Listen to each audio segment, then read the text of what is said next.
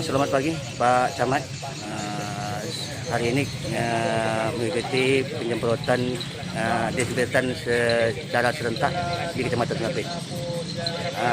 Sejauh mana kesiapan gugus tugas COVID-19 Kecamatan Sengapit di Kecamatan Sengapit, Pak?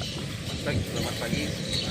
Pada pagi hari ini kita melaksanakan kegiatan penyemprotan desinfektan secara massal dan serentak Kabupaten Siak, terutama di wilayah kecamatan dan di Kecamatan Sengapit ini. Yang mana kegiatan ini sangat luar biasa dihadiri oleh seluruh instansi yang ada di Kecamatan Sengapit, dari kepolisian, Polsek dan jajaran, pada rapian dan jajaran, kemudian juga dinas instansi, PTD, Korwil, serta Hulu, Lurah, Kecamatan Sengapit. Juga kemudian kami mengajak juga tokoh masyarakat, tokoh agama, dan juga pengurus RT RW yang berada di wilayah Kecamatan Sengapit ini. Kemudian tentu harapan kita dengan adanya penyemprotan desinfektan ini salah satu upaya kita untuk mencegah dan memutuskan mata rantai penyebaran virus corona, yang mana penyemprotan pada hari ini kita lakukan di tempat-tempat umum, di pasar, kemudian di taman, kemudian juga di tempat-tempat keramaian, di beberapa toko, kemudian juga di masjid dan lain-lain. Dengan harapan kita masyarakat mulai sadar terhadap wabah virus corona ini harus kita cegah penularannya. Kemudian juga kami juga sangat berharap sekali mengenai kesiapan kami dalam mengendalikan COVID di tingkat kecamatan.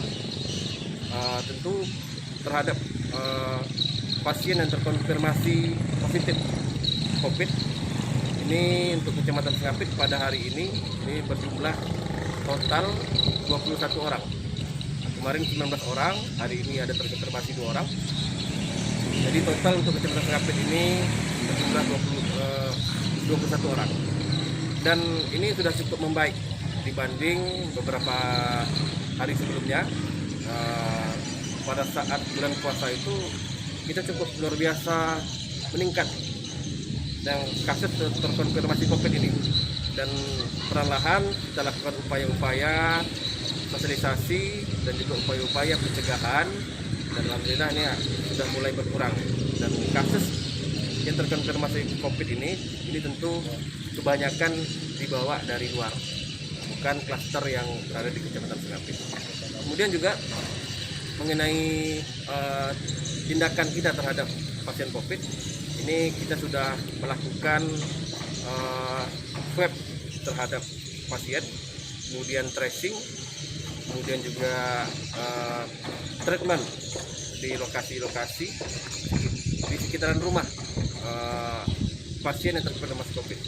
Kemudian juga jumlah pasien ini untuk Kabupaten Siak ini beberapa waktu yang lalu ini cukup meningkat, sehingga untuk pasien kita yang dirawat di rumah sakit ini kadang-kadang butuh penanganan ataupun tempat untuk perawatan. Karena terbatasnya ruangan ataupun tempat untuk isolasi di kabupaten, tentu pasien-pasien kita ada yang dibalikkan untuk diisolasi secara mandiri di rumah. Harapan kita masyarakat yang melakukan isolasi mandiri di rumah yang terkonfirmasi COVID ini, yang mungkin tidak ada gejala, agar kooperatif dan taat mematuhi segala aturan-aturan dan juga tidak melakukan interaksi sosial sebelum dinyatakan negatif. Kita juga berharap karena fasilitas di tempat kita ini terbatas, kita berharap sekali di Kecamatan Sengapit ini ada satu puskesmas yang baru diresmikan oleh Bapak Bupati. Kami berharap sekali mungkin puskesmas ini bisa dijadikan tempat untuk isolasi bagi pasien yang terkonfirmasi COVID untuk wilayah Kecamatan Sengapit. Tambahan lagi Pak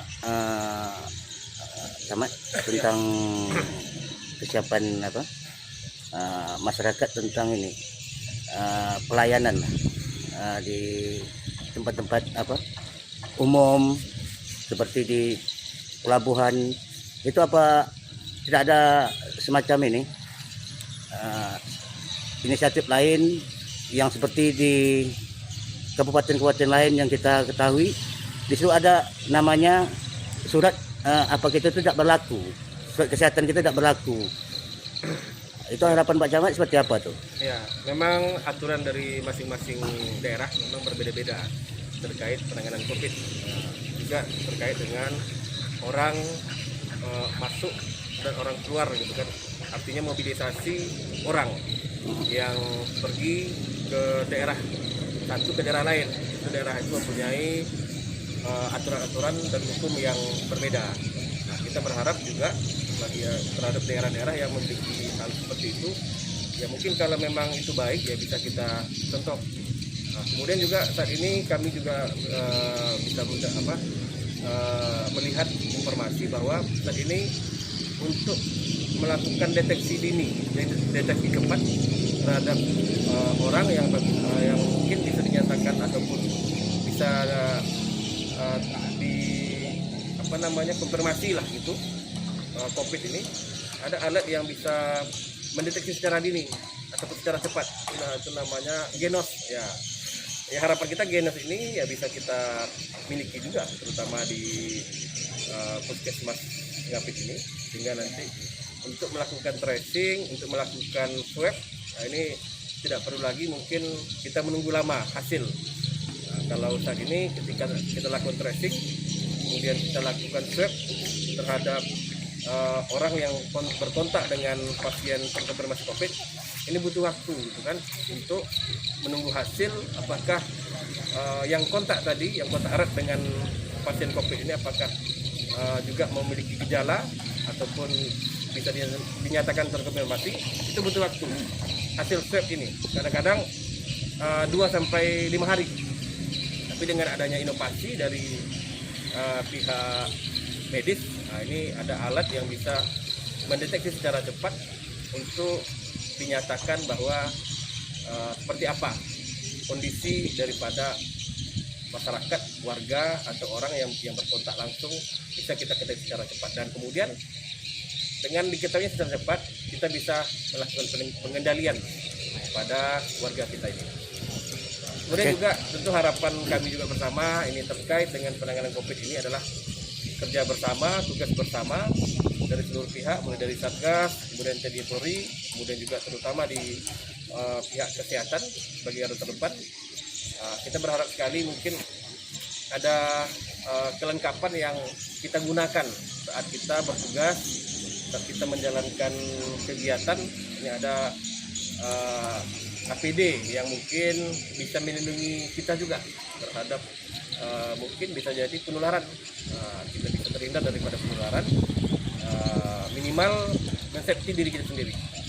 Kita berharap sekali dari pihak puskesmas juga kesehatan, ini ada APD yang bisa digunakan ketika sewaktu bertugas, terutama ketika melakukan pengecekan dan tracing terhadap pasien yang terkonfirmasi COVID.